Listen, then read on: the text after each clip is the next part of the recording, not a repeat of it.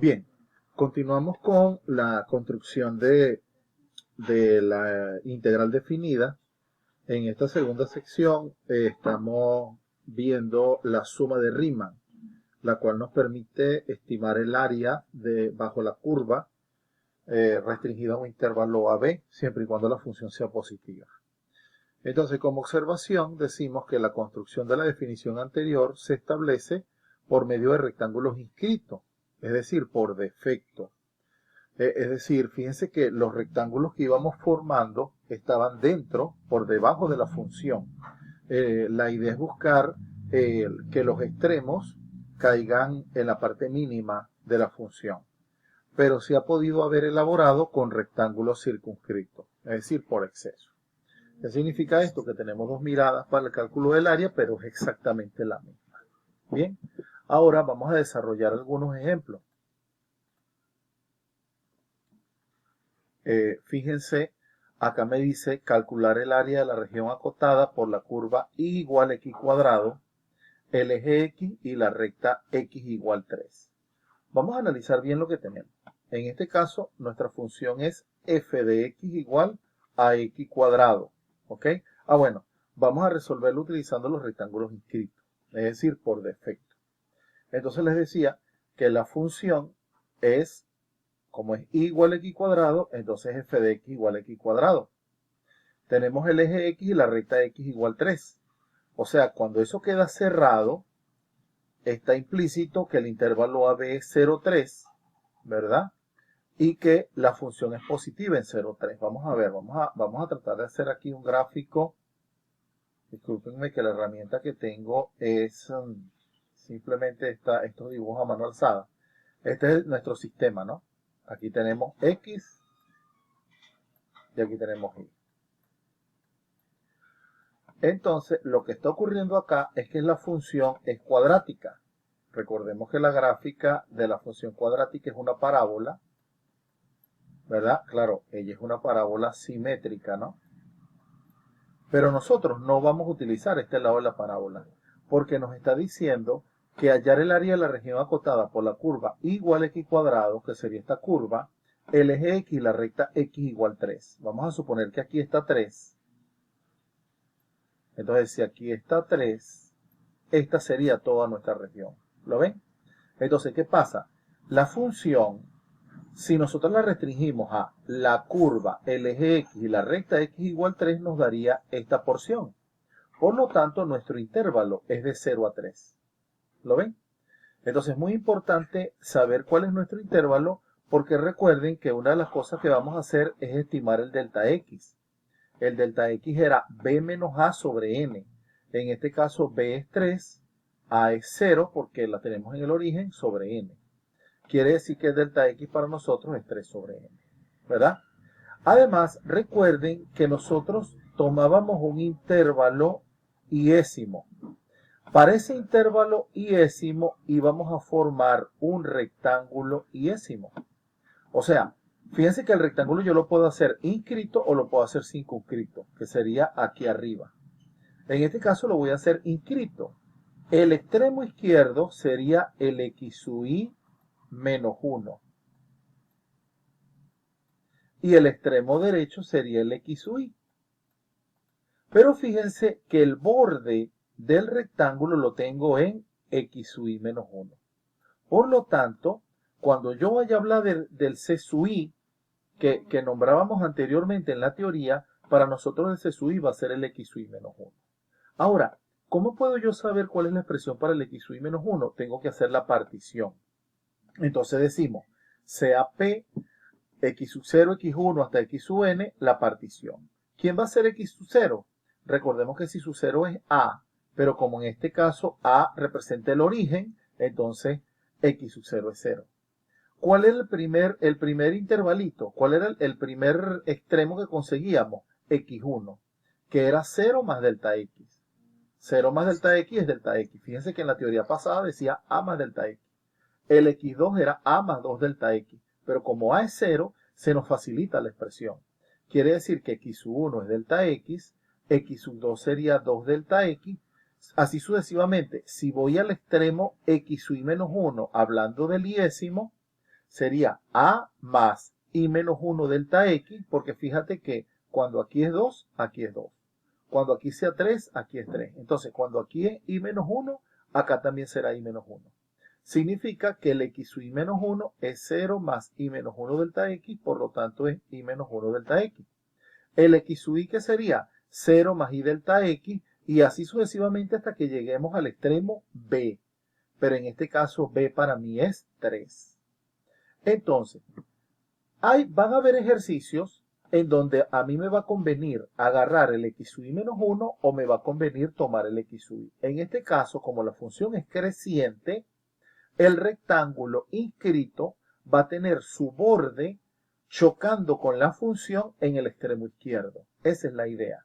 Entonces, yo voy a seleccionar para mi estudio, es precisamente, vamos a cambiar aquí el color, esta expresión. Para mí, yo voy a trabajar con el X sub I menos 1.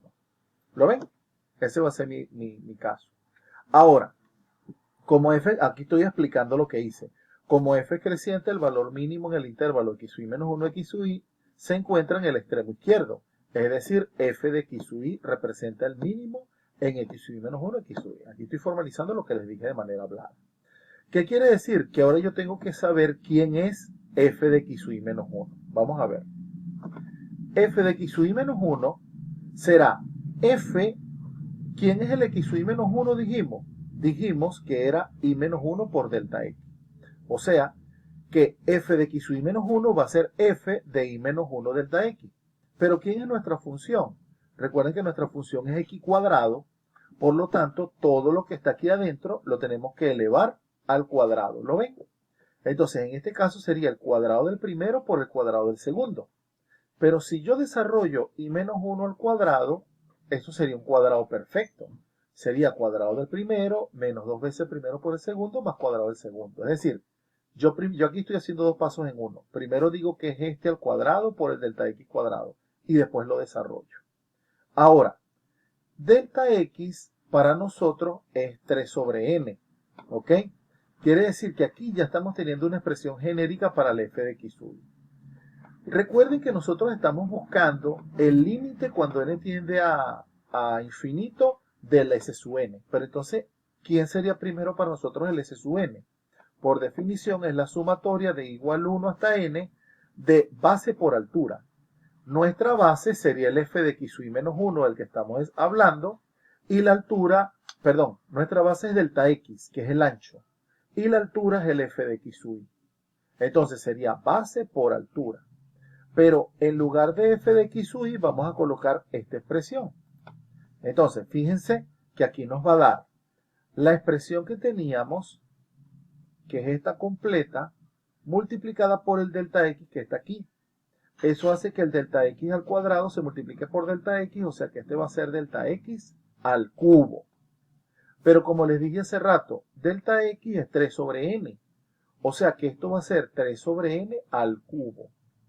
Por eso voy a colocar acá 3 al cubo, 27, n al cubo, 27 sobre n al cubo. ¿Lo ven? Ahora, ya aquí estamos teniendo un ejercicio como los que vimos en la sección de notación sigma.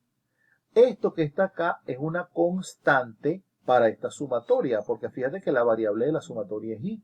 O sea que esta constante yo la puedo sacarla para acá, para acá. La saco y aquí voy a tener la sumatoria de esta expresión. Ahora, aplico las propiedades de la sumatoria, es decir, que voy a separar esto en tres sumatorias. ¿Lo ven? La sumatoria del primero, menos, saco el 2, dos veces la sumatoria de y, más la sumatoria de esta constante. Y aplico las fórmulas de Gauss. Recuerden que en la sección pasada hablamos de la sumatoria igual 1 a n de y cuadrado y había una fórmula definida en términos de n. Era n por n más 1 por 2n más 1 sobre 6. La primera de Gauss era n por n más 1 sobre 2. Y recordemos que la sumatoria de una constante va a ser la constante multiplicada por el límite superior. Entonces ya aquí lo que queda es distribuir, llevar esto, digamos, a la mínima expresión. Aquí estamos haciendo cálculos algebraicos, que ya es de matemática básica. Y fíjate que este n a la 3 que está en el denominador me va a ir desglosando a cada uno de los que aparece acá. Bueno, acá previamente agrupo los semejantes. 3 menos 6 serían 3n cuadrado. Entonces, ahora sí, voy a separar esto en tres sumas para ir eliminando en cada una de ellas las n. Es decir, 2n a la 3 sobre n a la 3 me da 2. Menos 3n a la 2 sobre n a la 3 me da 3 sobre n. ¿Ok? Entonces, saco la tercera parte de acá con la tercera de 6, que es 2, y saco factor común 2. Es decir, ustedes lo llevan a la mínima expresión. Y finalmente, aplicando la fórmula de Riemann que tenemos, ¿qué será la suma de Riemann? Me dice que el límite es el límite, que el área, perdón, es el límite cuando n tiende a más infinito de S sub n, como lo calculé aquí. Entonces, si recordamos la noción de límites infinitos, recuerden que cada vez que hay una expresión 1 sobre n, 1 sobre x o n cuadrado, 1 sobre n a la 3, ellas tienden a 0 cuando el n se va a infinito. Quiere decir que este se va para 0, este se va para 0 y por lo tanto el límite me da 9 medios por 2. Se cancela el 2 de arriba con el 2 de abajo, o sea que mi resultado final será. Ahora, para continuar o para finalizar, vamos a hacer el cálculo del área de un trapecio formado por la recta 2x menos y igual a 8, el eje x y las rectas x igual 1, x igual 3. En este caso, ¿qué estamos teniendo? En este caso, vamos a resolverlo por rectángulos inscritos. Y si yo despejo y, voy a obtener una recta que es decreciente, ¿verdad? Ella va a ser positiva en el intervalo 1, 3. Es decir, que f de x mayor que 0 para todo x que pertenece a 1, 3. Entonces, en este caso, vamos a ver si me sale bien, porque esto es un poco incómodo trabajar de esta manera. Acá yo voy a tener una recta que viene decreciendo, ¿ok? Y aquí yo voy a tener para 1 una recta y para 3 otra. Quiere decir que esta es nuestra área, donde aquí tengo 1 y aquí tengo a 3. ¿Lo ven? Entonces, de forma similar como hicimos con el ejemplo anterior, acá queremos construirnos un rectángulo. Y el rectángulo tiene que ser inscrito. ¿Qué significa esto? Significa, vamos a ver, disculpen acá,